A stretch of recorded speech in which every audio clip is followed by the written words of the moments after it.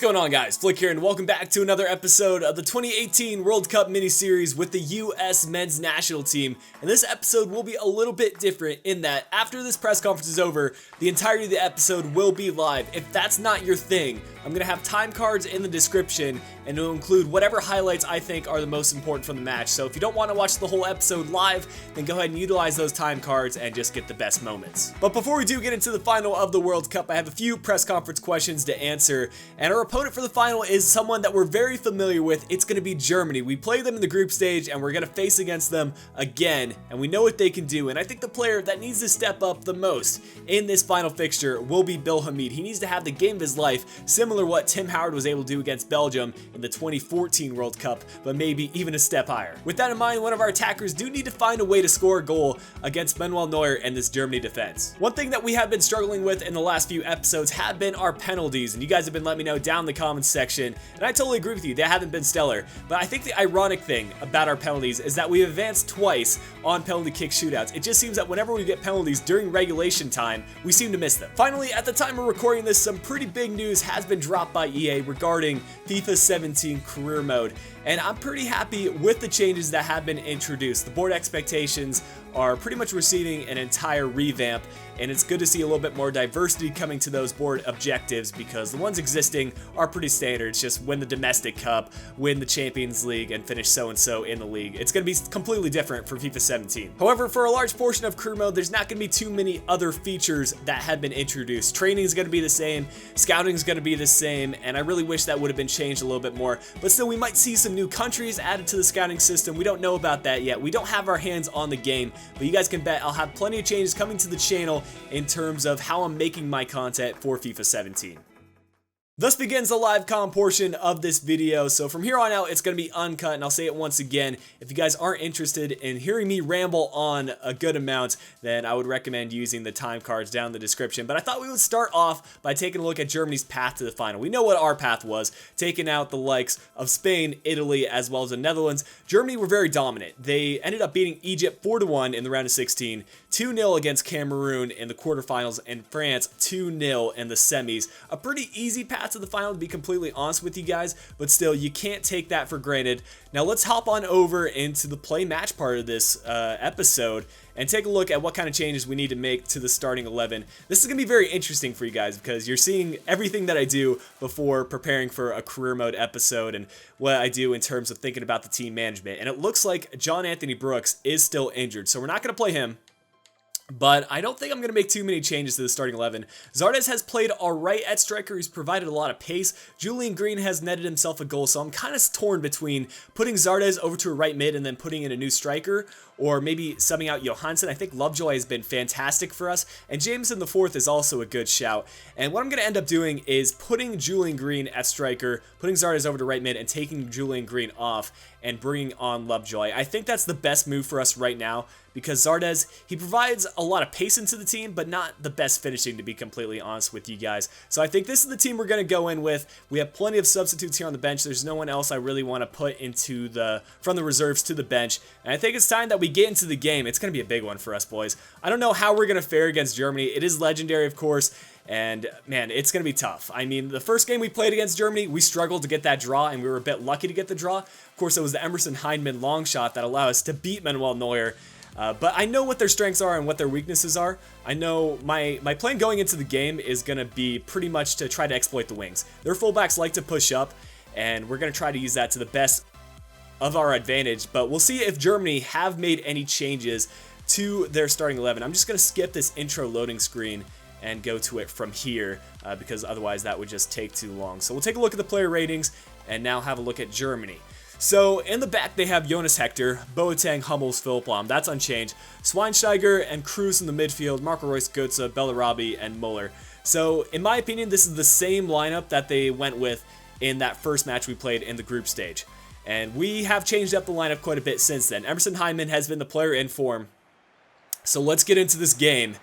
And for this match in particular, I usually go ultra attacking, but against Germany, I'm going to go defensive because they're the better team, let's be honest. They have higher rated players, and we just need to watch out on the wings. And man, this is so much different compared to a regular career mode commentary because I feel like I need to talk more. But I'm just going to try to play my game and focus on getting the win. Some sloppy passing early on from Germany. Now Fabian Johnson finding Michael Bradley. We're going to be very cautious with our passes. We don't need to force anything, and we just need to make sure we find the right passes and work the ball around, try to break down this German defense. And here's Zardes waiting for Yedlin, who provides a lot of pace. Now over to Lovejoy. This is good. This is a good start to the game. Lovejoy gets tackled by Boateng. But in the early minutes, you know, the wings is where I'm going to try to use it.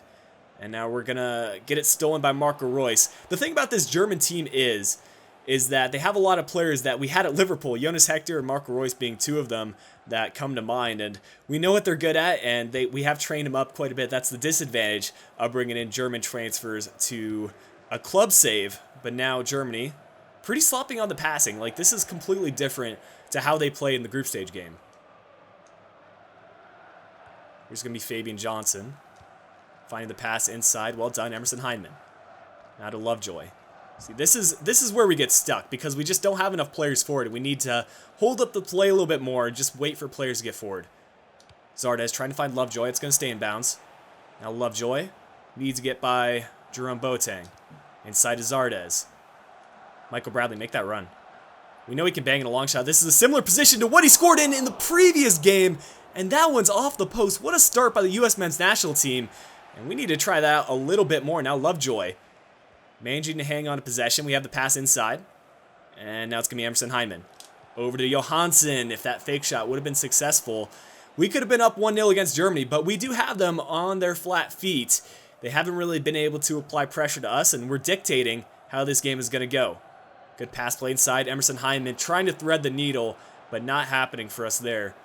And now 18 minutes into the game. It's going to be Mats Hummels. To Muller. Götze. Royce. This is some of the German passing that we know and that I was afraid of going into this game. Just triangle passing, similar to what they do in real life. You can see their fullbacks are pushing up. Philip Lahm starting to gradually ease forward. And there's Lahm. I think he's going to play it to him. It's going to be a cross. This is how they scored in the previous game. Philip Lahm, we need to close him down. Don't let him shoot here. Don't let him shoot. Nicely done by Bradley to get a block in. It's not done yet, though. It's Thomas Muller. Over to Bellarabi. Now Muller, Matt Miazga with a big block. And once again, we don't get it cleared. This is how we keep messing up. Just get it away, boys. It's a pen. Oh my goodness. We just could not get it out of the box.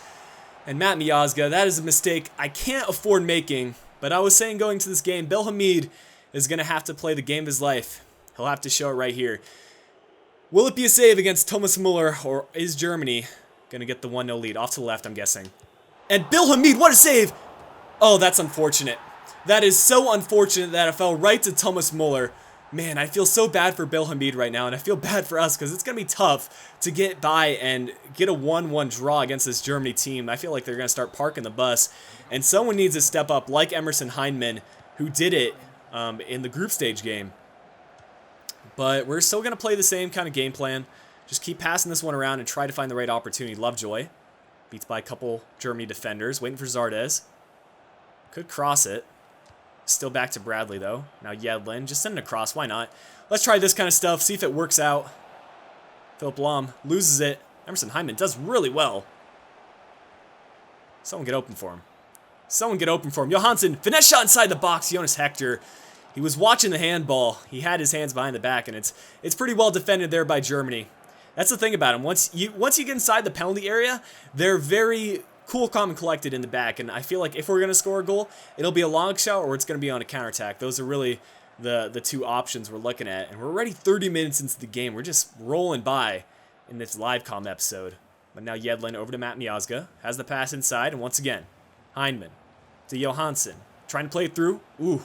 If that would have been to Christian Pulisic, he could have been through right there. Oh, it's Karius starting. I didn't even realize that going into the game. Manuel Neuer is not getting the start. And another of our Liverpool players going in for this match. That changes things completely. Man, I wish we hadn't trained Karius so much during the season, because now he's like an 88 rated player. If we didn't train him, he would be like an 81 or 82.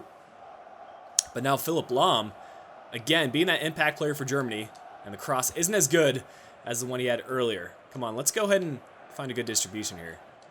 Our left back is open, or maybe it's our left center mid. Pulisic making a run. Got to get that pass on. Like, that's so annoying that we had the pass there, but we just couldn't convert. Mats Hummels, please sweat it across. Please play it across. Okay. Mats Hummels is playing smart. You know, if he would have made that pass, sometimes the CPU acts really stupid, but I think we need to start playing a little bit more attacking, because otherwise we just aren't going to break down this Germany team, and they haven't been playing too well attacking-wise. Like, they had that one chance, but other than that one opportunity, they really haven't stood out too much. But Michael Bradley, good work here. Oh, if that run would have been made by Lovejoy, I think we could have been through. It's showing us Hector now. Really good pass by this German team. They just really need to lock up shop at this point. Bellarabi, come on, get the steal in, boys. Get the steal in. Nicely done by DeAndre Yedlin.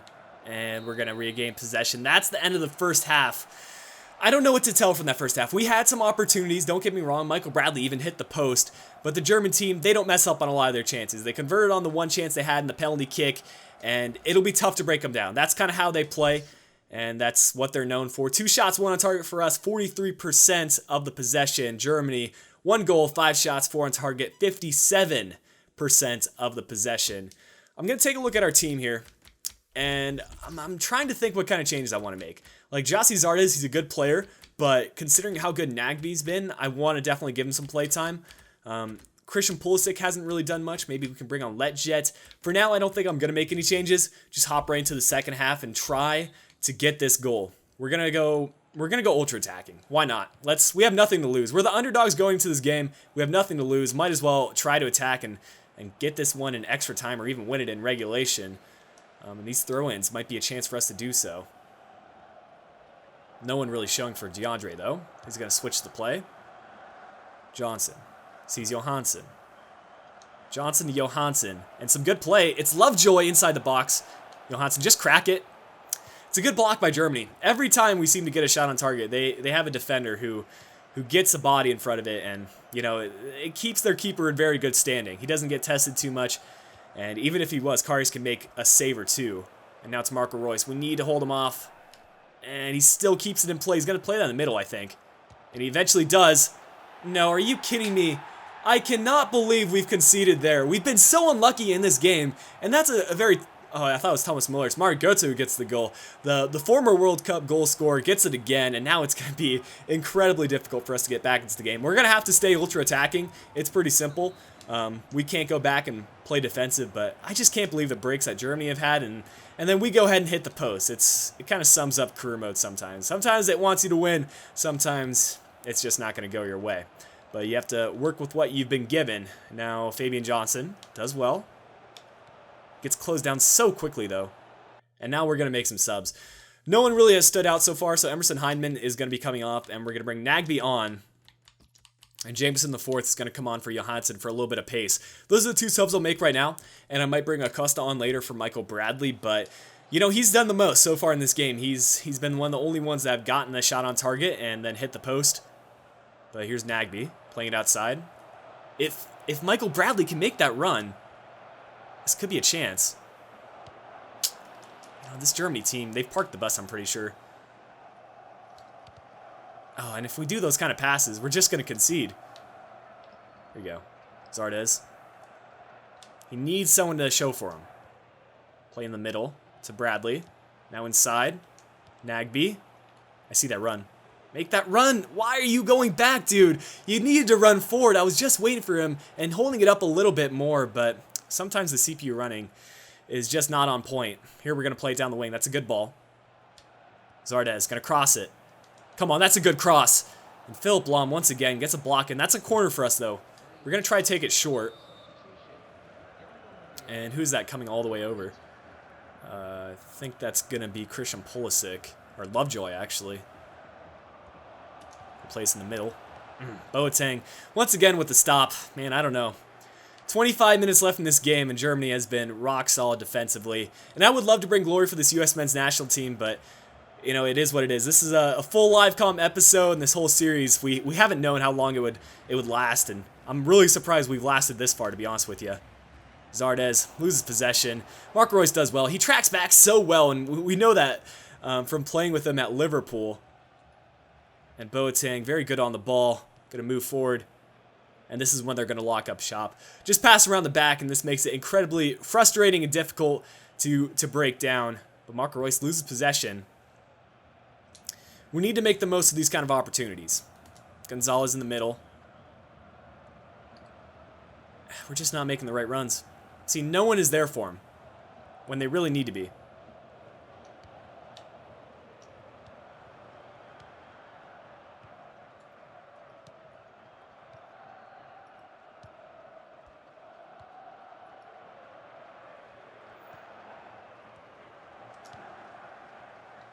I do want to get a goal for you guys, though. Like, I feel a little bit disappointed in myself for not getting too much action.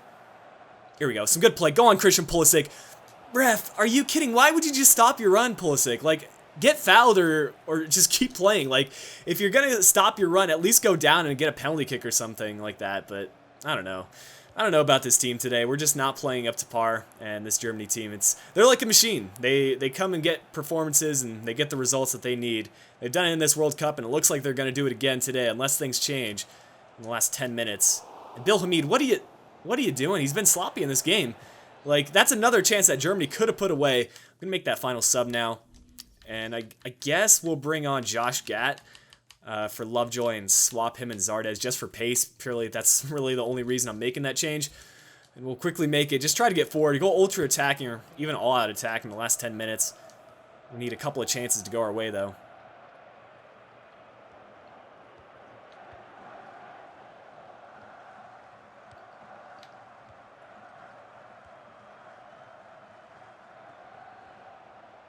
Jonas Hector. See, I was trying to make the tackle there, and then we give Germany possession back. That's going to allow them to waste like 3 more minutes, which are 3 very crucial minutes for us. We just can't seem to get the ball off them.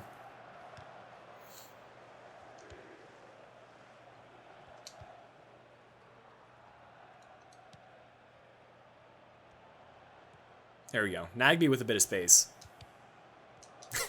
And I can't even make that pass. That sums it up, man. For those of you interested in how the game plays on Legendary, well, here it is. Either the game's free-flowing or the opponents just dominate possession and completely destroy you. And 2 minutes left. Come on, boys. Let's get an attack and get another goal in. And not concede. Alright, well, those kind of goals are going in. That sums it up. That really sums it up. This German team and Thomas Muller just turns around, does a quick 180, and slaps it by Bill Hamid. You know, I have to say about this U.S. men's national team, you can't discredit them too much. For us to have made it this far, it's really an impressive feat, and maybe we can start thinking about the 2022 World Cup. These young players, this will be their first chance at really getting some international experience, and I think by the time the 2022 World Cup does come around, I think we're going to be more prepared, and maybe we'll fare better in this kind of competition. But we're going to play to the end, go ultra attacking now, and not concede another one, and Jameson the fourth going to try to play it off to Josh Gatt. Let's see some pace, Josh. He does have 4-star skills. Let's see it. Let's do something here. We're just going to shoot this. Why not? Cross-body by Nagby. That Christian Pulisic gets in the way. At least we got a shot there on Karius. That was something. He's just going to kick it forward. That is full time, boys. The LiveCom episode comes to an end. And it was really all Germany. I'm not going to skip the animations because, well, you know, you got to see Germany lift up the trophy, and we kind of have to deal with it. That's part of the mental game. Seeing the other team that you were trying to get the World Cup for go ahead and lift the trophy up, and that really cements in your mind and maybe allows you to perform a bit better the next time around, whether that be in the Copa America, whether that be in a World Cup competition, we will see. And I think this will be a time for the U.S. men's national team to remember. For all you fans back home, I really do appreciate you guys supporting this series and for you guys supporting the U.S. men's national team. But here it is, the typical trophy celebration, and I hope this is something that does get changed FIFA 17. Switch it up a little bit, EA. That is one thing I do request, but at least we have the infamous World Cup trophy here. It's going to be Philipp Lahm, the former captain, who's retired in real life, but it's good to see Philipp Lahm lifted up. You know, if any other team is going to do it, I'd rather it be Germany, and maybe Germany will be a team that I choose to use in FIFA 17, whether that be in an international competition, whether it be a series similar to this. We'll see from now on, but now that we've seen Germany lift up the trophy and their fans celebrate, I think we should take a look at some of the full-time stats. I mean, in terms of like how the competition went out, who were the top goal scorers, who won the Golden Boot, that kind of stuff. So Germany 3-0 in the final, dominant victory, and one of the more dominant in recent history in terms of a World Cup final. But let's take a look now at what's going on for the competition. We've switched over to Liverpool apparently, and you guys are getting a sneak peek at Liverpool Season 4, if that were a thing, but fortunately is not. Where is this even at? I think other leagues, maybe? No, it's not under other leagues. It should be under competitions. Tables, competitions. You guys are seeing me struggle right here. Let's see. I don't think we can actually look at it. Alright, well, that sucks. I guess I'll look at some of the news then, because that's kind of ridiculous. You can't even see what's going on. Aston Villa, breaking news. Well, I guess this is the news you guys are going to see. Germany were crowned winners of the FIFA World Cup after a dramatic victory of the United States. The fact that we even got to the final is nuts. It was an incredible display of teamwork and poise by the German players who have been dreaming of this moment throughout the entire campaign. Very true, they were dominant and took advantage of those opportunities. The German manager, I'm assuming it's Jogi Löw, has proven that he can build a winning team and bring success. One fan who was at the stadium to witness the victory said, "This is one of the happiest moments of my life as a football fan. I hope the manager stays with the team. They play great football, and I think we will become more and more successful with him at the helm." So maybe that crushes all hopes of being a potential target for the German national team. If we would have gotten a win, then I think they would have started to recruit me. But guys, I think that's going to wrap things up for this final of the FIFA World Cup 2018 with the US men's national team. I want to thank you guys for supporting the series, and if you did enjoy today's episode, despite the result, go ahead and drop a like down below. If you're new to the channel, be sure to subscribe, and of course, as always, I have links to my Twitter, Instagram, and Twitch down in the description down below. And until next time, this has been Flick. I'll be talking to you guys again soon.